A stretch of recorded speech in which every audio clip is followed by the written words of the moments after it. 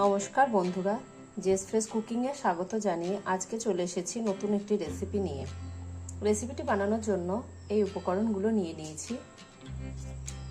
কাঁচা ছোলাটাকে সারা রাত ভিজিয়ে রেখেছিলাম, কারি পাতা, পেঁয়াজ কুচি, টমেটো কুচি, লেবু, বিট লবণ, চাট মশলা, গোটা ধনে, জোয়ান, হলুদ গুঁড়ো, গোটা জিরে, লঙ্কা গুঁড়ো, জিরে ধনে গুঁড়ো, শাহি মশলা। আমি যে বাড়িতে শাহি মশলাটা বানাই ভিডিও লিঙ্কে দিয়ে দেবো, দেখে নেবেন।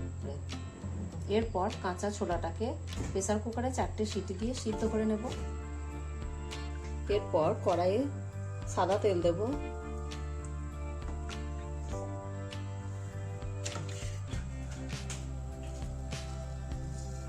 গোটা ধনে দেব,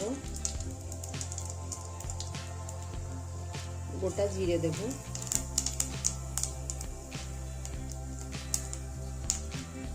জোয়ান দেব, গোটা কারি পাতা দেব, ক্যাপসিকাম দেব।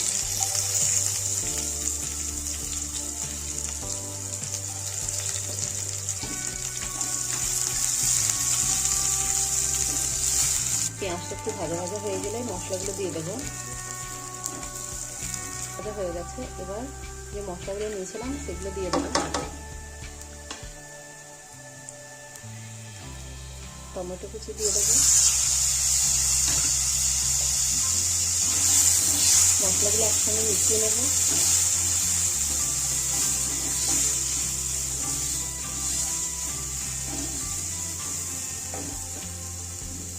অল্প পরিমাণে একটু জল দেবো।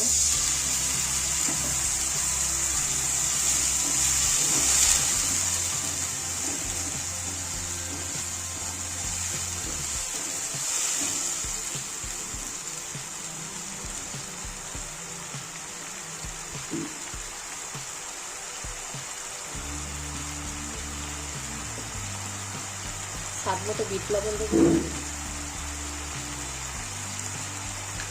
এমনি লবণ দেবো না, বিট লবণই ব্যবহার করবো এই রান্নাটাতে।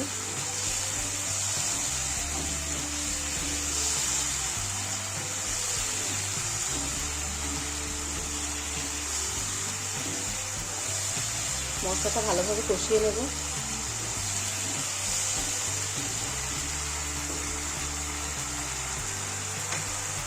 লেবুর রস দেবো,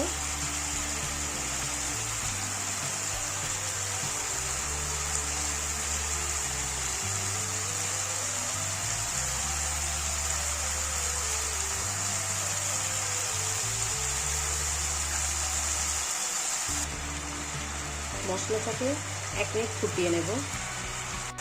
1 মিনিট ফুটিয়ে নেওয়ার পর ছোলা সিদ্ধটাকে দিয়ে দেবো। এবার নাড়াচাড়া করে নেব।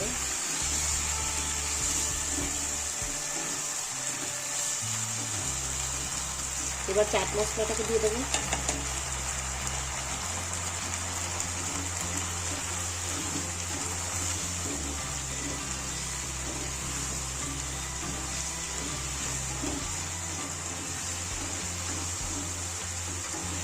সব উপকরণগুলো একসঙ্গে মিশিয়ে নেব।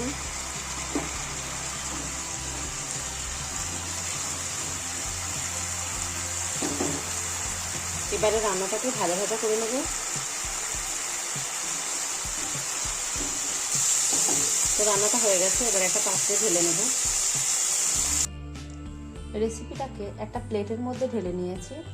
তো আপনারা কারি পাতা নাও দিতে পারেন।